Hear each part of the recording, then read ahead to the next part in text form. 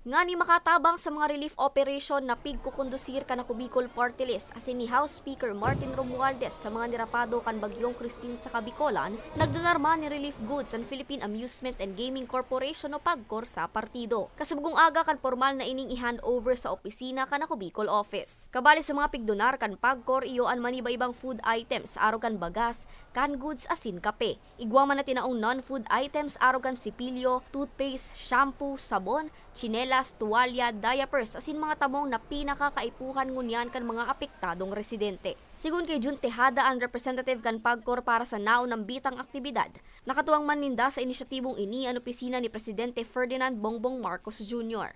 Inimandaan sa indang paagi nga ni maipamati sa mga Bicolano ang sa indang pagmakulog urog na ngunya na panahonin kadipisilan.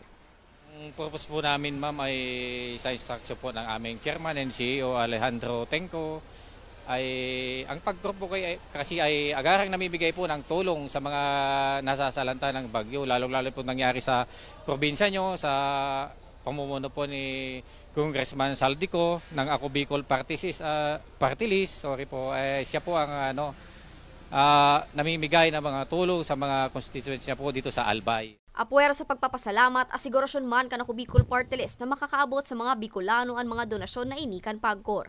Napakaswerte natin na ang Ako Bicol ay isa sa napagbigyan po nila at napakalaking tulong po nito para sa ating mamamayan, lalong-lalo na po sa buong Bicol. Ang Ako Bicol po ay hindi naman po titigil sa pagtulong at parati pong nandyan anuman po ang mangyari. Ang Ako Bicol po ay patuloy na tutulong po, lalong-lalo na po sa mga nangangailangan. Sa pangunguna po ng ating butihing congressman, si Congressman Elizalde Asco, at ang kanyang katuwang po dito si Congressman Jill Bongalon, na kung saan ang ating po mga butihing representatives ng Ako Bicol ay patuloy po sa pagtulong sa mga mamamayang Pilipino. Mientras tanto, total na 3,000 na packs ni non-food items, 3,000 na packs nin food items asin 500 na kahon nin bottled water ang pigdonar kan PAGCOR. Para sa mga baretang Tatak Bicol, Angeline Dagta.